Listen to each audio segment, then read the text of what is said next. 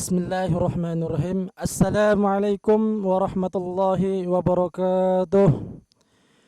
Innal hamdalillah nahmaduhu wa nasta'inuhu wa nastaghfiruh wa na'udzu billahi min shururi anfusina wa min sayyiati a'malina may yahdihillahu fala mudhillalah wa man yudlil fala hadiyalah. Asyhadu an la ilaha illallah wahdahu la syarikalah wa asyhadu anna Muhammadan abduhu wa rasuluh. Allahumma salli ala Sayyidina Muhammad wa ala ali Sayyidina Muhammad. Kaum muslimin rahimakumullah yang dimuliakan oleh Allah Subhanahu wa taala, yang pertama dan yang utama, marilah kita memanjatkan puji dan syukur kita kepada Allah Subhanahu wa taala, yang dimana Allah Subhanahu wa taala telah memberikan kita berjuta-juta kenikmatan, baik itu nikmat kesehatan, nikmat rezeki, nikmat umur. Dan yang paling tertinggi daripada nikmat-nikmat yang Allah berikan kepada kita adalah nikmat Islam dan iman yang ada di dalam hati kita ini. Dan kita berharap semoga iman dan Islam ini tertancap kuat di dalam hati kita sampai kita bertemu dengan Allah Subhanahu wa taala nanti dalam membawa hati yang bersih dengan membawa kalimat la ilaha illallah Muhammadur Rasulullah. Salawat dan salam marilah kita hadiahkan kepada baginda Nabi besar Muhammad sallallahu alaihi wasallam, yang dimana beliau telah mengorbankan hidup beliau, harta, darah, bahkan nyawa beliau korbankan untuk menyelamatkan akidah umatnya yang ada di akhir zaman ini. Kalau Allah bukan karena Nabi Muhammad sallallahu alaihi wasallam, Islam tidaklah sampai pada zaman sekarang, dan kita tidak akan tahu apa itu Islam, bahkan kita tidak akan mengenal siapa Tuhan kita yang sebenarnya. Berkat dengan datangnya Nabi Muhammad sallallahu alaihi wasallam sebagai utusan Nabi yang terakhir, sebagai Nabi yang al-mukhtar, yang dipilih oleh Allah Subhanahu wa taala, membawa agama, menyempurnakan agama di atas dunia dengan membawa Islam, yakni hanya agama Islam yang benar di sisi Allah Subhanahu wa taala. Maka sudah sepantasnya kita sebagai hamba, kita sebagai umatnya bersolawat atas Nabi Muhammad SAW agar kita kelak mendapatkan syafaat beliau di yaumil qiyamah nanti. Amin amin ya rabbal alamin. Kaum muslimin rahimakumullah yang dimuliakan oleh Allah Subhanahu wa taala. Pada kesempatan ini kita akan membahas tentang luasnya ampunan Allah Subhanahu wa taala. Mungkin kita manusia tidak pernah luput dari kesalahan dan dosa. Mungkin kita pernah melakukan kesalahan-kesalahan, dosa-dosa yang membuat hati dan diri kita ini risau, gelisah, bahkan tidak tenang dikarenakan perbuatan dosa kita. Karena kata Rasulullah SAW, ketahuilah setiap manusia yang berbuat dosa, berbuat kejahatan, berbuat maksiat, maka akan ditulis satu titik hitam di dalam hatinya. Maka lama-kelamaan titik itu akan menambah, maka semua hati itu akan gelap, yakni akan menjadi hitam, yakni cahaya-cahaya ilmu, nasihat tidak akan masuk ke dalam hati yang telah dipenuhi dengan maksiat. Kaum muslimin rahimakumullah yang dimuliakan oleh Allah Subhanahu wa taala, manusia tidak akan pernah terlepas dari kata salah dan dosa.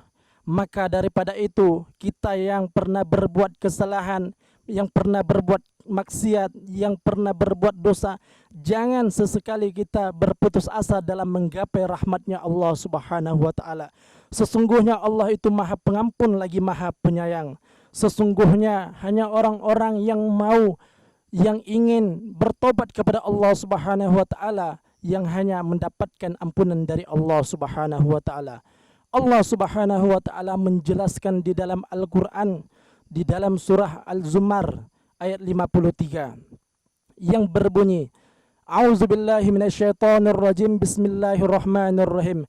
Qul ya ibadi allazina asrafu ala anfusihim la taqnatu min rahmatillah innallaha yaghfiruz dzunuba jami'a innahu huwal ghafurur rahim. Katakanlah wahai hamba-hambaku yang melampaui batas terhadap diri mereka sendiri, janganlah engkau berputus asa dalam mendapatkan rahmat dan ampunan Allah Subhanahu wa taala. Sesungguhnya dialah yang akan mengampuni dosa-dosa semuanya. Sungguh dia Maha Pengampun lagi Maha Penyayang. Kaum muslimin rahimakumullah yang dimuliakan oleh Allah Subhanahu wa taala. Perhatikanlah kata-kata Allah Subhanahu wa taala ini di dalam Al-Qur'annya. Dia memanggil orang-orang yang melampaui batas dengan kata-kata yang lemah lembut. Dia berkasih sayang, dia memanggil dengan kul ya ibadi, wahai hamba-hambaku. Begitu besarnya kasih sayang Allah Subhanahu wa taala kepada kita sebagai hambanya. Allah Subhanahu wa taala tidak pernah membenci kita sekalipun kita adalah ahli maksiat. Sesungguhnya Allah inginkan kita mendapatkan rahmat dan ampunannya asalkan kita tidak mau berputus asa dalam menggapai ampunan dan rahmat Allah Subhanahu wa taala. Mungkin pada masa lalu kita pernah berbuat zina, minum khamar, membunuh, memfitnah dan mengadu domba. Dan banyak dosa-dosa yang pernah kita lakukan. Mungkin kita pernah bertanya di malamnya hari, di gelapnya malam hari, apakah aku akan diampuni oleh Allah Subhanahu wa taala sementara dosaku telah membumbung setinggi langit, sementara dosaku udah sebesar bumi, apakah aku masih pantas mendapatkan ampunan dan surganya Allah Subhanahu wa taala? Tentu jawabannya ya. Pasti kita akan mendapatkan ampunan dari Allah Subhanahu wa taala, karena Allah tidak akan peduli sebanyak apapun dosa yang pernah kita lakukan, asalkan kita berniat untuk bertobat kepada Allah dengan taubatan nasuha, maka Allah Subhanahu wa taala akan mengampuninya.